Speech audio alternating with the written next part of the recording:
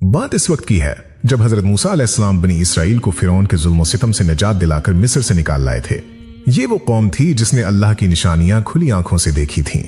उन्होंने देखा था कि कैसे असा मारने से नील का पानी 2 हिस्सों में तकसीम हो गया, कैसे फिरौन अपने लश्कर समेत गर्क हुआ और कैसे अल्लाह ने उन्हें मनो सलवीज जैसी नेमतों से नवाजा। लेकिन इंसानी फितरत भी अजीब है कि जब पेट भर जाए और अमन मिल जाए तो ये फिर से नाशुक्री और बुज़दिली की तरफ माइल हो जाता है। बनी इसराइल अब सहराए सीना में थे और अल्लाह का हुक्म आया कि ए मूसा, अपनी कौम को लेकर इस मुकद्दस सरजमीन यानी बैतुल मुकद्दस में दाखिल हो जाओ जो अल्लाह ने तुम्हारे लिए लिख दी है। ये एक बहुत बड़ा इम्तिहान था क्योंकि इस वक्त बैतुल मुकद्दस पर एक ऐसी कौम काबिज थी जिसे अमालिका या कौम जब्बारीन कहा जाता था। ये लोग आम इंसान नहीं थे बल्कि रिवायात में आता है कि उनके कद निहायत लंबे, जिसमें फौलाद की तरह सख्त और चेहरे ऐसे खौफनाक थे कि देखने वाला वहीं दम तोड़ दे। उनकी ताकत का यह आलम था कि वो पहाड़ों से बड़ी बड़ी चट्टानें उखाड़ कर फेंक दिया करते थे। हजरत मूसा अलैहिस्सलाम जानते थे कि यह इम्तिहान सख्त है, इसलिए उन्होंने पहले तहकीक के लिए 12 जासूस या सरदार मुंतखब किए और उन्हें हुक्म दिया कि जाओ और इस शहर के हालात मालूम करके आओ। लेकिन खबरदार, वहां जो कुछ देखो वो वापस आकर सिर्फ मुझे बताना। आम लोगों में उसका चर्चा मत करना वरना कौम के हौसले टूट जाएंगे। दोस्तों, ये 12 अफराद जब इस बस्ती के करीब पहुंचे तो उनकी आंखें फटी की फटी रह गईं। उन्होंने देखा कि वहां के बाशिंदे तो इंसान कम और चलते फिरते पहाड़ ज्यादा लगते हैं। रिवायात में तो यहां तक बयान किया गया है कि वहां के फल भी इतने बड़े थे कि एक अंगूर के गुच्छे को उठाने के लिए कई कई आदमियों की जरूरत पड़ती थी। इन जासूसों ने जब कौम जब्बारीन के एक आम आदमी को देखा तो उनके दिल दहल गए। उन्हें ऐसा महसूस हुआ कि उन देव हैकल लोगों के सामने हम तो टेड्डी दिल या मामूली कीड़े मकोड़ों की मानिंद हैं। वो खौफ जो उनके दिलों में बैठा उसने उनके ईमान की बुनियादें हिला दें। हालांकि वो ये भूल गए कि उनके साथ वो रब है जिसने फिरौन जैसे मुतकब्बिर को मिट्टी में मिला दिया था। लेकिन खौफ इंसान की आंखों पर ऐसी पट्टी बांध देता है कि उसे सामने खड़ा दुश्मन तो नजर आता है मगर साथ खड़ा खुदा नजर नहीं आता।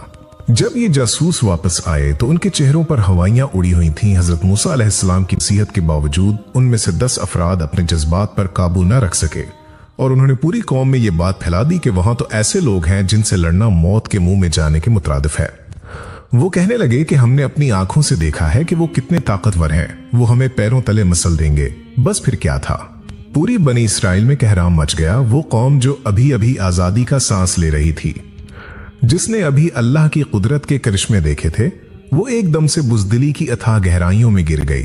लोग चीखने चलाने लगे, अपने कपड़े फाड़ने लगे और हजरत मूसा अलैहिस्सलाम के पास आकर फरियाद करने लगे कि ए मूसा, क्या हम मिस्र में गुलामी में खुश नहीं थे?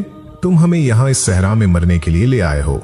अगर हम वहां जाते हैं तो वो जब्बारीन हमें मार डालेंगे और हमारी औरतों और बच्चों को कैदी बना लेंगे। उससे बेहतर तो ये था कि हम मिस्र में ही मर जाते। जरा सोचिए उस वक्त हजरत मूसा अलैहिस्सलाम के दिल पर क्या गुजरी होगी। एक पैगंबर जो अपनी कौम की आजादी के लिए बादशाहों से टकरा गया, जिसने उनके लिए अपना आराम और सुकून तज दिया, आज वही कौम उनके सामने खड़ी होकर कह रही थी कि हम लड़ नहीं सकते। इस मौका पर इन 12 जासूसों में से सिर्फ 2 अल्लाह वाले ऐसे थे जिनका ईमान मजबूत था। एक हजरत यूशा बिन नून और दूसरे कालिब बिन यूफिना। ये दोनों खड़े हुए और उन्होंने अपनी कौम को समझाया कि ए लोगो, डरो मत, दरवाजे से अंदर दाखिल तो हो जाओ। अल्लाह की कसम, जैसे ही तुम कदम बढ़ाओगे फतह तुम्हारी होगी। वो लोग जिस्मानी तौर पर बड़े जरूर हैं मगर उनके दिल कमजोर हैं क्योंकि उनके पास अल्लाह की मदद नहीं है और तुम्हारे पास अल्लाह है। तुम सिर्फ हिम्मत करो, बाकी काम अल्लाह का है। लेकिन खौफ जब दिल में घर कर ले तो नसीहत असर नहीं करती। कौम ने उनकी एक न सुनी बल्कि उन्हें मारने के लिए दौड़ पड़े। उसके बाद बनी इसराइल ने वो तारीखी जुमला कहा जिसने उनकी बदबख्ती पर मोहर लगा दी और जिसका जिक्र कुरान पाक में भी मौजूद है।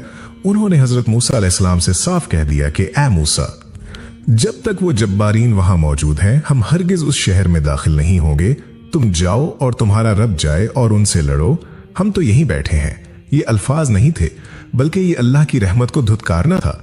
ये इस पैगंबर की तौहीन थी जिसकी दुआओं से उन पर बादल साया करते थे और आसमान से खाना उतरता था। ये जुमला सुनकर हजरत मूसा अलैहिस्सलाम का दिल टूट गया।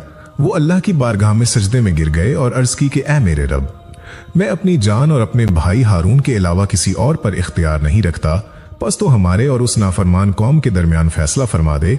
ये एक पैगंबर की बेबसी और दुख की इंतहा थी कि वो अपने ही लोगों से बेजार होकर अल्लाह से फैसले की दरखास्त कर रहे थे। अल्लाह रब्बुल इज़्ज़त का गजब जोश में आया जब इंसान अल्लाह की नेमतों की नाशुक्री करता है और उसके हुक्म के सामने अपनी बुज़दिली और अकल को तरजीह देता है, तो फिर अल्लाह अपनी नेमतें रोक लेता है। अल्लाह ताला ने हजरत मूसा अलैहिस्सलाम पर वही भेजी कि ए मूसा, अब ये कौम 40 साल तक इस मुकद्दस जमीन में दाखिल नहीं हो सकेगी, ये जमीन इन पर हराम कर दी गई है। अब ये उसी सहरा में भटकते रहेंगे। और फिर दुनिया ने देखा कि वो कौम जो बादशाह बनने वाली थी, वो कौम जो वारिस बनने वाली थी, सिर्फ अपने डर और अल्लाह पर अदम तवक्कुल की वजह से सहरा की खाक छानने पर मजबूर हो गई।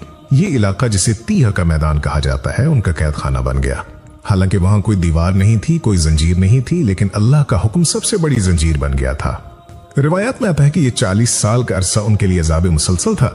वो सुबह सवेरे सफर शुरू करते, पूरा दिन चलते रहते उस उम्मीद पर कि शायद अब कोई बस्ती आ जाए, शायद अब ये सहरा खत्म हो जाए। लेकिन जब शाम होती तो वो खुद को वहीं पाते जहां से उन्होंने सुबह सफर शुरू किया था।